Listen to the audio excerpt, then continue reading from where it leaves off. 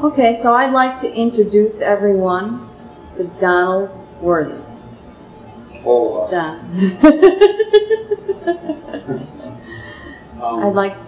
I'd like to take a moment and talk to Don about what project he's working on and why. What's the purpose of this new project? And we're sitting in Don's studio today, working on a video, and I thought I'd take a couple of moments and just ask Don what he's doing, why he's doing it, what are these videos for? I can't say they're really for any particular purpose. I've been a songwriter for a long time and haven't had the chance to actually record it. You know, I was recording other people, I've been playing, but I haven't had a chance to actually record myself. So I'm getting older and I want to record. That's the main thing. The secondary thing is, you know, I've always been a political writer. No matter what I write love songs, emotional songs, or political songs. And given the political climate, I figured the time was right for writing songs. That would be a secondary reason. So, you mean political climate as far as where we are in what aspect? Out, come on. In what aspect? What do we? What aspect? I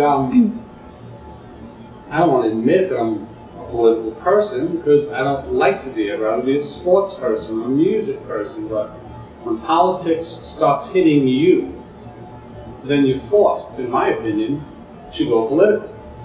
And I see the possibility of some very bad things happening. You know, I watch the news, some of the news, some tell the truth, some lie. I don't know who to believe, man.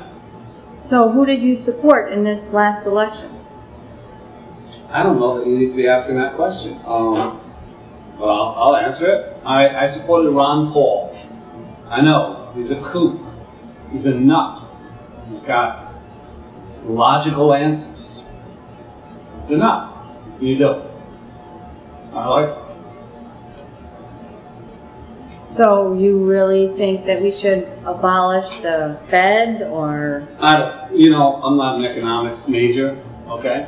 But I'd sure like to know what they're doing. That's for sure. Okay? Awful lot of money, man.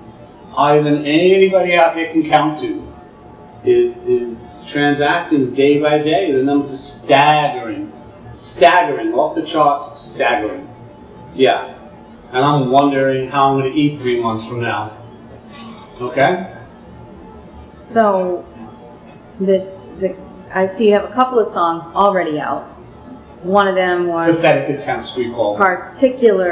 particularly political. Didn't turn out that way. I mean, it turned out that way, but it wasn't supposed to turn out that way. It was a love song. What about us? It was about thinking about what it would be like to go through a heart-wrenching breakup with a wife, and kind of asking the wife and yourself, you know, what about all these things we were going to do, you know? What about the way it affects everybody else, you know? What about our hopes and dreams and aspirations? And then, you know, the really emotional part is, and what about us? What about the way we love each other?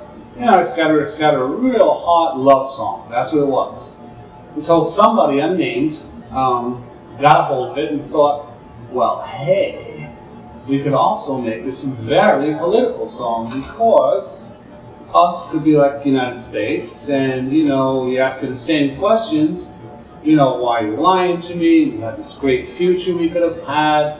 I'm really worried about it and its consequences, and that's the way it turned out. You know, my original line in the song that says, what about the presents left unopened? And to me, I was trying to create imagery of, you know, when you come down and you look at all the presents under a Christmas tree, and that was going to be the video shot, you know, that will never get to open because we won't be together anymore. That's what it was. Until the person not to be named had another idea of a U.S. Marine stepping on a landmine, where the landmine being the presents left unopened. And it actually works. Not crazy about this. Really don't want to be political. I don't want to be. I want to make music. You know, play some John Lennon songs in front of people, play some of my songs, and you know, there's lots of things that I could write about, you know, from the heart that don't have to be political. But as it turns out, the people I used to look to when political things happened, or to keep me abreast and informed, you know, your John Lennons, the Radicals, you know, they sang about what was going on. The closest parallel would be like the 60s and all them people, you know. But they're all dead now. You know, the ones that aren't dead are very rich, and they don't want to take on causes because it might interrupt the cash flow, so to speak. So you look around for the young kids, and this is who's supposed to be doing this. So if you're out there and you're a young person, this is your world. I'm only going to stomp around on it again another 10, 20, 30 years, who knows. You'll be here for half a century. Take care of it. It's yours. So the other song I noticed you have out there is Doobie Wah. And video's quite funny. Okay. But does that mean you're for legalizing marijuana? Marijuana, it really has nothing to do with marijuana at all. No? No. I mean, Doobie Wah, monkey smoking. No. Well, there's a scientific story behind that. But what was the first part of the question? Yes, you were for legalizing marijuana. No, this has nothing to do with it. Doobie Wah. You said, well, that's a Frampton song. Yeah, I really liked, and you know, it's a different song, so I could use the same name. It has nothing to do with marijuana.